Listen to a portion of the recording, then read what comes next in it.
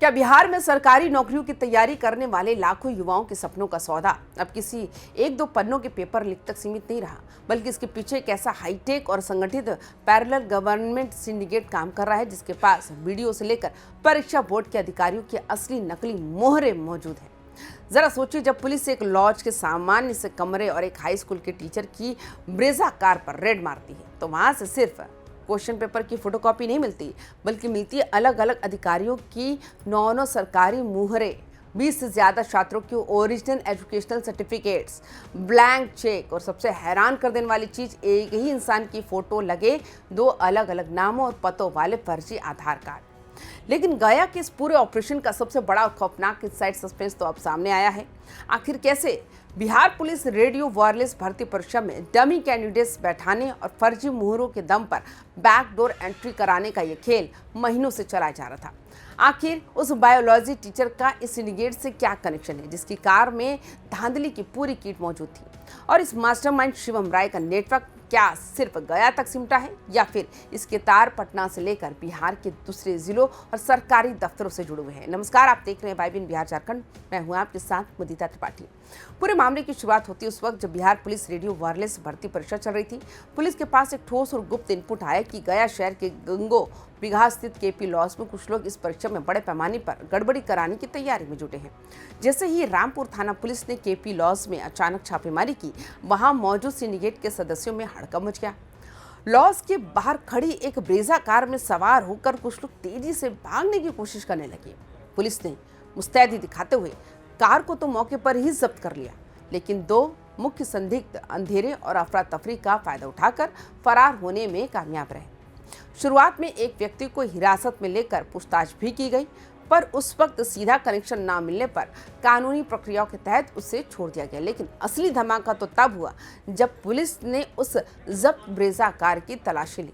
जब जांच अधिकारियों ने उस ब्रेजा कार का दरवाजा खोला तो अंदर का नजारा देखकर वे भी दंग रह गए। कार से परीक्षा के प्रश्न पत्रों की फोटोकॉपी, अभ्यर्थियों के ओरिजिनल एकेडमिक डॉक्यूमेंट्स, बिहार विद्यालय परीक्षा समिति के वरिष्ठ अधिकारी की सरकारी मुहर और एक प्रखंड विकास पदाधिकारी यानी बीडीओ के नाम की मुहर, दर्जनों ब्लैंक चेक और बैंक की चेकबुक मिली। इसके बाद जब पुलिस टीम लॉज के उस कमरे में दाखिल हुई जहां ये सिंडिकेट चल रहा था, तो वहां से अलग अलग सरकारी दफ्तरों, स्कूलों, कॉलेजों, एनजीओ और रजिस्टर्ड डॉक्टरों के नाम की कुल 9 मुहरें मिली।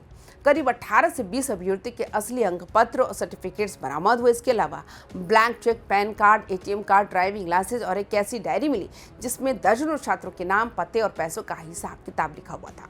ये पूरा सामान इस बात का साफ सबूत था, ये कोई छोटा मोटा गैंग नहीं था, बल्कि एक पूरा वेल ऑर्गेनाइज्ड सिंडिकेट है जो पैसों के बदले फर्जी पहचान और बैकडोर से नौकरियां बांटने का धंधा चला रहा था।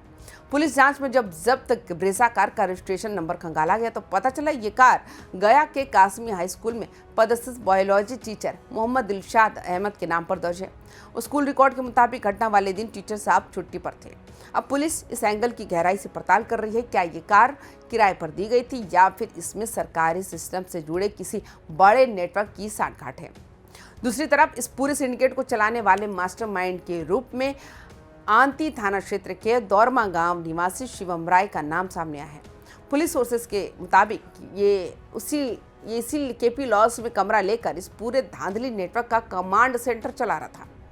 सबसे हैरान करने वाली बात तब सामने आई जब पुलिस को 2 अलग अलग आधार कार्ड मिले। एक कार्ड पर शिवम राय का नाम था और दूसरे पर नासिर आलम का नाम दर्ज था, लेकिन दोनों आधार कार्डों पर फोटो एक ही इंसान की लगी हुई थी और पते अलग अलग थे।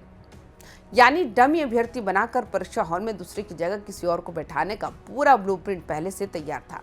गया के सिटी एसपी अभिनव कुमार के अनुसार बरामद सामान ये साबित करने के लिए काफी है कि परीक्षा में बड़े पैमाने पर धांधली की योजना बनाई गई थी, जिसे समय रहते पुलिस ने बेनकाब कर दिया। फिलहाल फरार आरोपियों की गिरफ्तारी के लिए अलग अलग जिलों में पुलिस टीमें छापेमारी कर रही है। अगर इस पूरे सिनेरियो को बड़े कैनवास पर देखें तो बिहार में जेपीएससी, बीपीएससी या सिपाही भर्ती परीक्षाओं के दौरान लगातार सामने आने वाले ये मामले अब सिर्फ प्रशासनिक नाकामी नहीं रही। ये सीधा सवाल खड़ा करते हैं कि कैसे आम अभ्यर्थियों से उनके ओरिजिनल सर्टिफिकेट गारंटी के तौर पर जमा करा लिए जाते हैं और ब्लैंक चेक के जरिए ब्लैकमेलिंग का ये नेटवर्क सालों साल से फल फूल रहा है।